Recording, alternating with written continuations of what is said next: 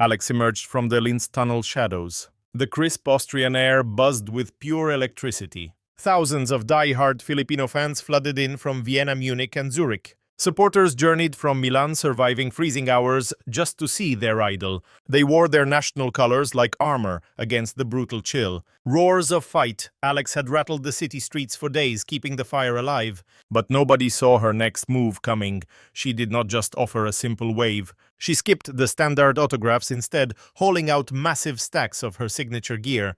Custom jerseys flashed the beautiful sampaguita blossom, the proud Philippine emblem, and she launched them straight into the absolute frenzy.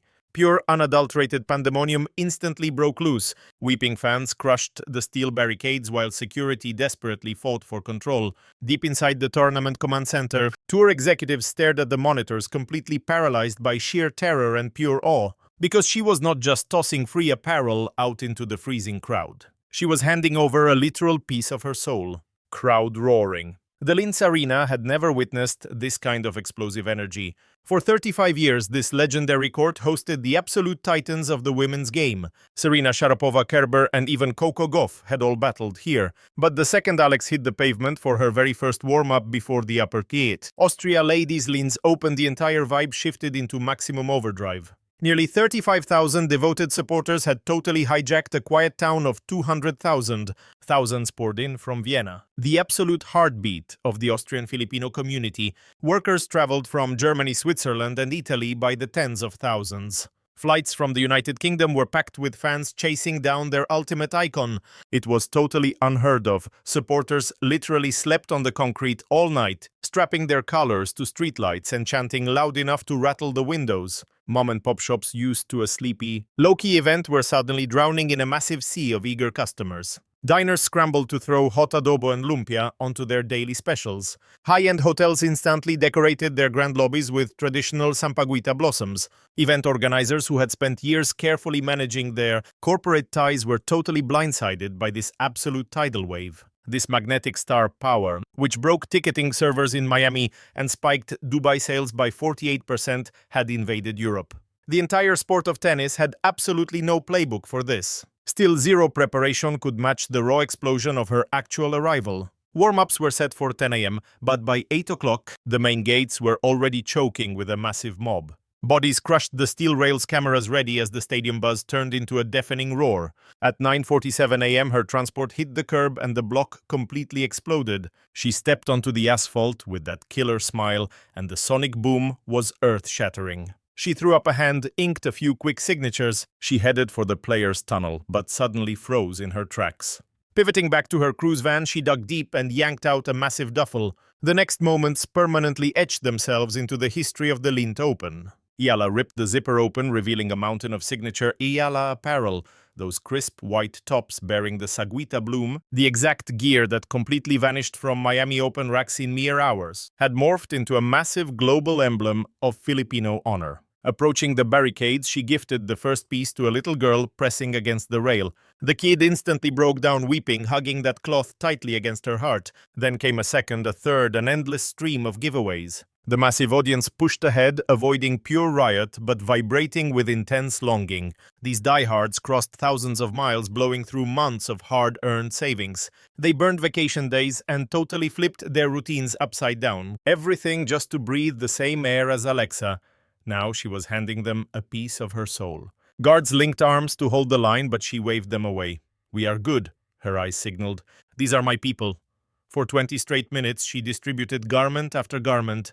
Beaming proudly, she made it clear this wasn't cheap official tourney gear. Zero corporate sponsors were backing this massive handout. This was purely her brainchild. The Eala collection dropped mere weeks following her explosive Miami departure. It boasted an understated layout, yet packed an incredibly profound message. Pure white threads, a saguita blossom stitched over the heart, and quiet hints of the Philippine banner along the edges.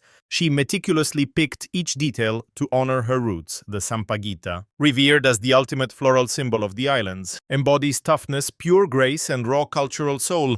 It thrives in brutal environments, a perfect mirror for Eala's grueling rise. Whenever supporters throw on that specific top, they aren't merely cheering for an athlete on the court. they boldly announce who they are, broadcasting to the planet their fierce heritage, dignity, and absolute belonging. Stranded in foreign territories among unfamiliar faces, this apparel acts as an instant bridge. It sparks dialogue, cements friendships, and proves nobody is ever truly isolated.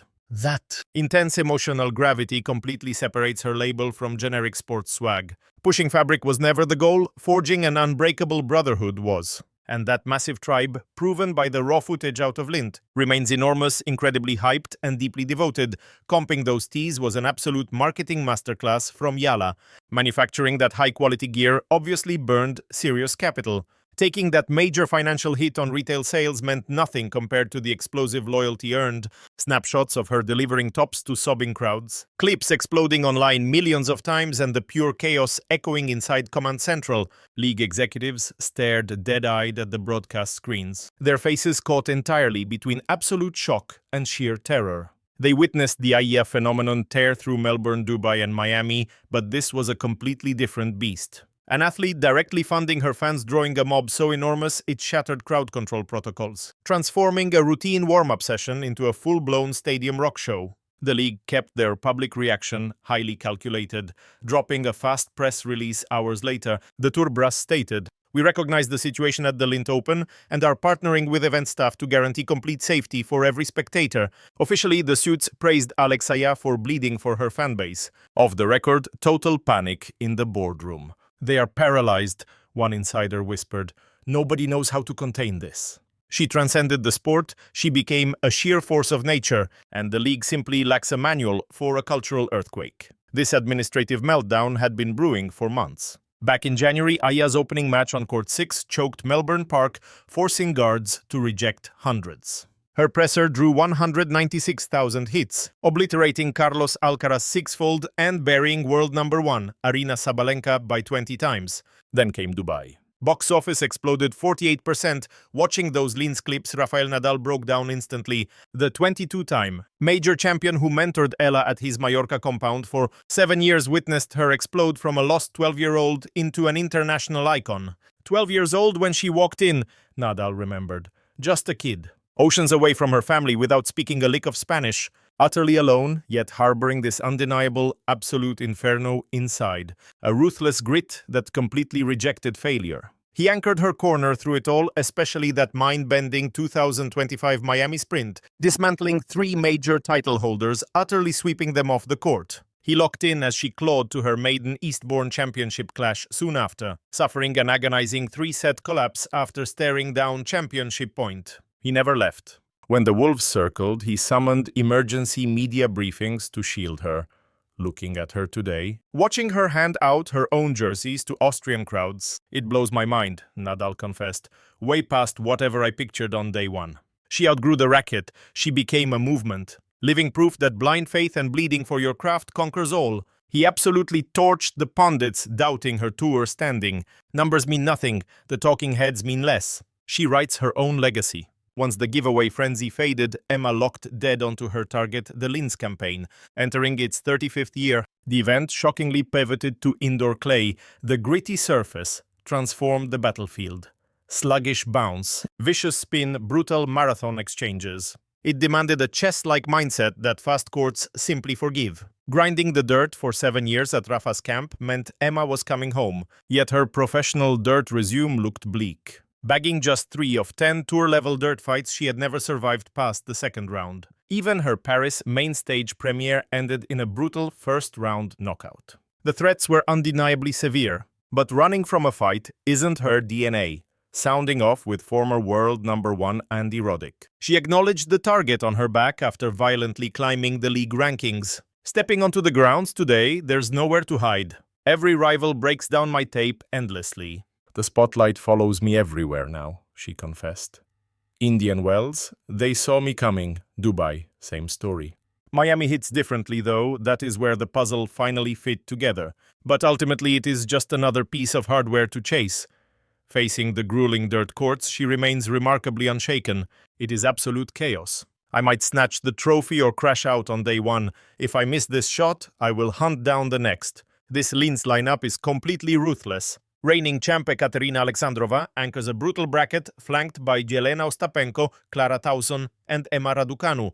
Raducanu steps onto the court completely unseeded. She plummeted from number 29 down to 45 following a brutal fourth-round knockout against Karolina Muchova. Alex Eala tossing her personal merchandise to the Linz crowd wasn't just some feel-good stunt. It completely shattered the playbook on how superstars interact with their die-hard followers for generations. Corporate sponsors and event bosses strictly gate-kept the bond between athletes and the bleachers. The entire system was rigged. Competitors would scribble signatures, fake smiles for cameras, and attend mandatory meet and greets. Yet everything remained trapped inside a heavily policed, fiercely regulated corporate bubble. Eala took a match to that entire foundation. Zero authorization requested, no backroom meetings with the brass. She just dug straight into her duffel and started handing out gear. That raw impulse delivered massive shockwaves. No PR team engineered this, no boardroom orchestrated a viral campaign. It stood as a pure unfiltered bridge between a warrior and her fiercely loyal army.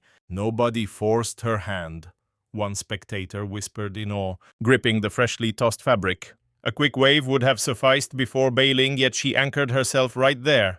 She surrendered a piece of herself. That is exactly why we idolize her.